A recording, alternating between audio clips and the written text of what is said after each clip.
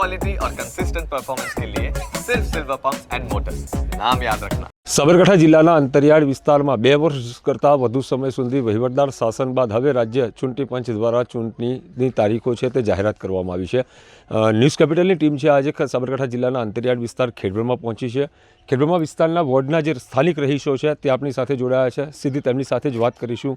શું કહેશો, કયો વોર્ડ હાલ લાગે છે, કેટલી સમસ્યાઓ આ વોર્ડની અંદર?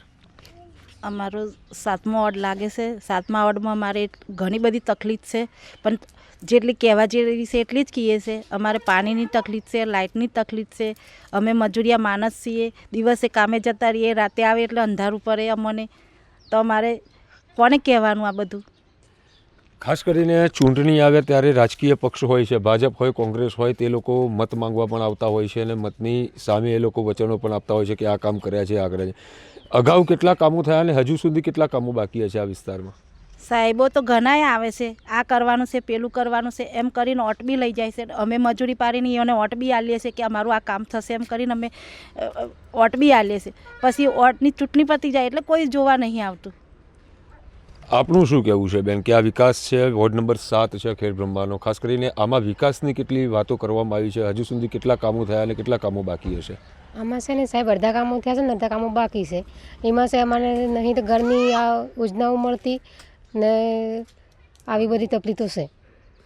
ખાસ કરીને બાળકોની વાત કરવામાં આવે, આંગણવાડી કેન્દ્ર છે તે પણ કહી રહ્યા છે કે તેની પણ અછત જોવા, આંગણવાડી કેન્દ્રોની સુવિધા નથી મળતી, તે બહુ દૂર પડે છે। રોડ રસ્તા ભલે હોય પરંતુ પાણી, લાઇટની ને બધી સુવિધાઓ નથી મળી રહી, એ બાબતે શું કહેશો? બાલ મંદિરમાં છોકરા જાય છે સાહેબ હરખી રીતને અને ધ્યાન નહીં રાખતા, છોકરો એકલા આવી પડી જાય છે ને એ બધી તકલીફો છે બાલ મંદિરમાં।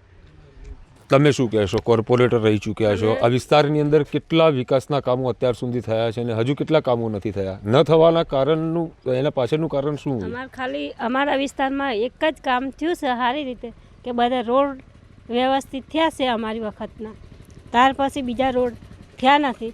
જ્યાં રોડની જરૂર છે ત્યાં રોડ થતા નહીં ને જ્યાં નથી જરૂર તેને તોડીને રોડ કરે છે। અને પાણીની સમસ્યા, જ્યાં ગાડી પાણી જોઈએ છે ત્યાં પાણી નથી મળતું અને જ્યાં નથી જોઈતું પાણી ત્યાં ગાડી પાણી મળે છે।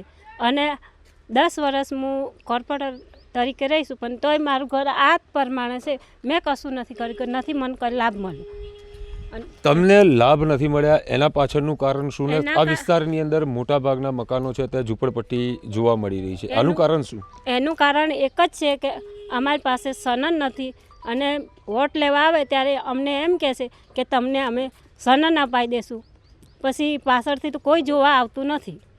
કેટલા વર્ષથી આ વોર્ડની અંદર આ જ પરિસ્થિતિ છે? જ્યારે પણ ચૂંટણી આવે ત્યારે વચનો નેતા આપતા હોય છે, જે ઉમેદવારો હોય તે પણ મોટા વચનો આપતા હોય છે, જીત પછી એ લોકો જ્યારે જીતી જતા હોય છે ત્યારે આ ઓફિસની અંદર એસી ચાલુ કરીને ત્યાં જ વાતચીત કરતા હોય છે અને વોર્ડની મુલાકાત નથી લેતા હોતા। હવે આ વોર્ડની અંદર કેટલી સમસ્યા છે આજની તારીખે? અમે આ વોર્ડની એટલી તકલીફ છે કે જો અહીંયા ગાડી સાહેબો જોવા આવે ખરા કે તમને શું તકલીફ છે, આ રીતે જ અમને પૂછવા આવે છે કે તમને શું તકલીફ છે, અમારી તકલીફો બતાવીએ પણ એ લોકો અમારી તકલીફો જોઈને લખીને જતા રહેશે, પાછા વળતા કોઈ જોવા આવતું જ નથી। અન્ય એક વડીલ પણ આપણી સાથે જોડાયા છે, શું કહેશો, કેટલી સમસ્યા છે આ વિસ્તારની અંદર? સમસ્યા ઘણી છે અંદર। શું સમસ્યા? સમસ્યા જો ગરીબ માણસ પેલી સનનની તકલીફ છે, પેલા માણસો કહીને લઈ જાય છે, વોટ લેવા આવો છો તમે, તમને બી કહું છું, વોટ લેવા આવો છો તો વોટ લઈ જાઓ છો બિચારા પાસેથી, ગરીબ માણસ પાસેથી, પેલા તો હું બાજુમાં ઊભો જ છે પાછળ, લઈ જાઓ છો પણ એને વોટ આ જો ઉડી કોઈ પકડ્યું નથી। વોટ એટલે હું માગું છું સનન નહીં પકડીને, વોટ તમે એને પાંચ લો છો બિચારા। સનદો નથી મળતી તો કેટલી હાલાકી થાય છે, સનદો નથી મળતી એનું ઘણું બી પ્રોબ્લેમ છે સાહેબ। એક તો પેલો દાખલો નહીં મળતો, બરાબર, એક નગરપાલિકામાં કોઈ મળતું નહીં, નગરપાલિકામાં કોઈ મળતું નહીં। શું દાખલા નથી મળતા, સનદો નથી મળતી, કેટલી સમસ્યાઓ થાય છે એના કારણે કઈ કઈ તકલીફો થતી હોય છે? દાખલો ન મળવા જાય તો બી તકલીફ, લાવજે પેલું, લાવજે પેલું, કાલે કે પરમ દિવસ હું જ્યો તો પેલા હંગાતે એને મેં આધાર કાર્ડ મેં કાઢી આલ્યું હતું મારા, મેં કીધું હેઠ દે, મેં કીધું કેમ ના નીકળે? ખાસ કરીને અન્ય એક મહિલા પણ જોડાયા છે. શું કહેશો, વિસ્તારની અંદર કેટલી સમસ્યા છે? સાહેબ કોઈ સમસ્યા નથી. આ તો વોટ લેવા ખાલી પબ્લિક આવે છે. અમે પાણી ડુંગરા પર રહીએ છીએ. 9-9 10 વર્ષ લગ્ન નથી. આમ કાઠિયાવાડના સૌરાષ્ટ્રના ભાવનગર ડિસ્ટ્રિક્ટના છે. એ બાજુ અમારે પાણીની બધી સુવિધા છે, આ બાજુ કંઈ નહીં સુવિધા. એટલા માટે અમને વિનંતી છે, જે વોટ લઈ જાય એ અમને પાણીની સુવિધા કરી આલે તો વોટ દેવામાં આવે છે અમારે. નકર આ ફેર વોટ નથી દેવાનો. પાણીની સુવિધા કરી આલે એને વોટ દેવાનો છે. ભાજપ હોય કે કોંગ્રેસ હોય, ખાલી અમારે મીંડલા પર પાણી આવવું પડે. ખાસ કરીને વાત કરવામાં આવે તો આ વિસ્તારની અંદર સરકાર દ્વારા એક અભિગમ ચલાવવામાં આવી રહ્યો છે. હરઘર જે નળજળ જે હરઘર જે જળની વાત કરવામાં આવે છે અને ઘરે ઘરે જે પાણી પહોંચાડવાની વાત છે. અંતરિયાળ વિસ્તારમાં હજુ પણ કેટલા વિસ્તારો એવા છે કે પાણી નથી પહોંચ્યું. આપણે કેટલી સમસ્યા છે?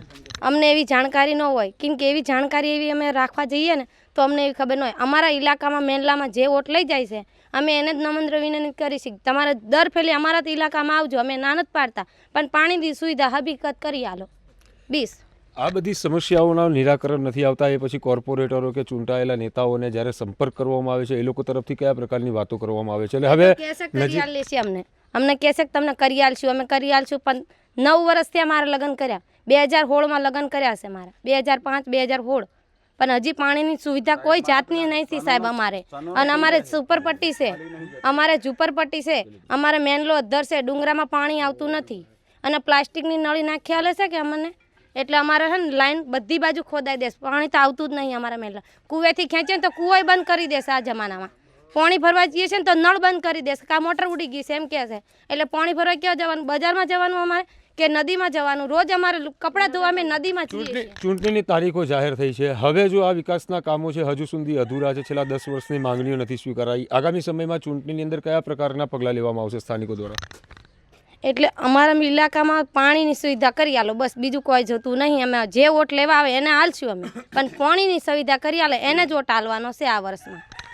કહી શકાય કે હાલ સાબરકાંઠા જિલ્લાના અંતરિયાળ વિસ્તારમાં ખેડબ્રહ્મા ખાતેનું જે વોર્ડ નંબર 7 છે ત્યાં સ્થાનિકો રોડ રસ્તા તો ભલે સરકાર દ્વારા આપવામાં આવતા હોય, પરંતુ હાલ સ્થાનિકો લાઇટ, પાણીના વપરાશ સહિતની જે સ્થાનિક સમસ્યાઓ છે અને રોજે રોજના ઉપયોગની જે વસ્તુઓ છે તેને લઈ હાલાકી ભોગવી રહ્યા છે. કહી શકાય કે આવનાર દિવસોની અંદર જે પણ રાજકીય પાર્ટીઓના નેતા અહીંયા વોટ માંગવા માટે આવે છે તે લોકોના આપવામાં આવેલા વચનો આગામી સમયમાં ક્યારે અને કેવા સમય પૂર્ણ કરવામાં આવે છે તે ખૂબ મહત્વનું બની રહે છે.